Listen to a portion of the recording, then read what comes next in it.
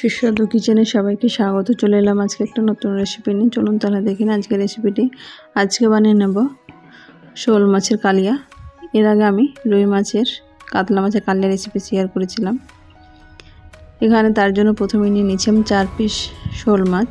এখানে আপনার পিসের পরিমাণটা কম বেশি করে নেবেন। এটাতে লবণ, হলুদ, রসুন, পেঁয়াজ বাটা, লঙ্কা বাটা দিয়ে এটা 15 মিনিট আমার মাখানো হয়ে গেছে। এটা মাখিয়ে নিয়ে এখন অন্যদিকে ওভেনে একটা প্যান বসিয়ে প্যান গরম করে নেওয়ার পরে দিয়ে দিলাম সরিষার তেল। সরিষার তেল গরম হয়ে গেছে। এখন মাছগুলোকে হালকা কালার করে ভেজে নেব। এখানে বেশি কড়া করে ভাজার দরকার নেই, হালকা ভাজলে যথেষ্ট। এখানে হালকা করে এরকম মাছটা উল্টে পাল্টে ভেজে নিলাম। অন্যদিকে এখন গ্রেভি করার জন্য একটা কড়াইতে দিয়ে দিলাম সরিষার তেল, একটা শুকনো লঙ্কা, সামান্য পরিমাণে গোটা জিরে।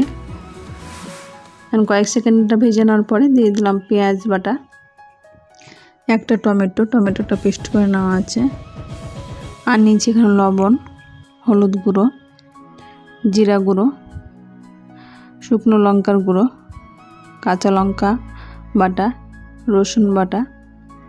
এখানে আপনারা চাইলে ধনে গুঁড়ো কিংবা আদা এগুলো দিতে পারেন। আমি কিন্তু এই দুটো স্কিপ করছি। এবার মশলাটা 4-5 মিনিট এরকম কষে নেওয়ার পরে উপর থেকে যখন তেল ছেড়ে গেছে তখন যে মাছগুলো ভাজা আছে সেই মাছগুলো দিয়ে এখন উল্টে পাল্টে 4-5 মিনিট এটাকে কষে নেব। এখানে মাছটা কষে নিলে কিন্তু স্বাদটা বেশ ভালো আসে।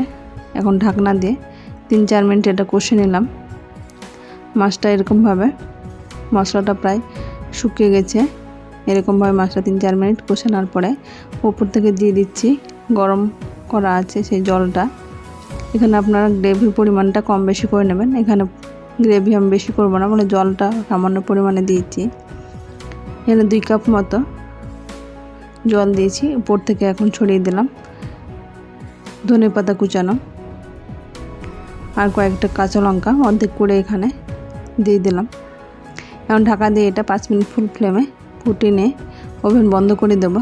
তৈরি হয়ে গেছে খুব সহজে শোল মাছের কালিয়া। এর আগে আমার শোল মাছের ভিডিও রেসিপি শেয়ার করা আছে। আমার চ্যানেল নতুন বন্ধু হয়ে থাকেন তাহলে সাবস্ক্রাইব করে পাশে থাকা অনুরোধ রইল, পাশে থাকা বেল আইকনটি প্রেস করে দেবেন। তাহলে যখনই কোনো ভিডিও আপলোড দেবো সর্বপ্রথম নোটিফিকেশানে পেয়ে যাবেন।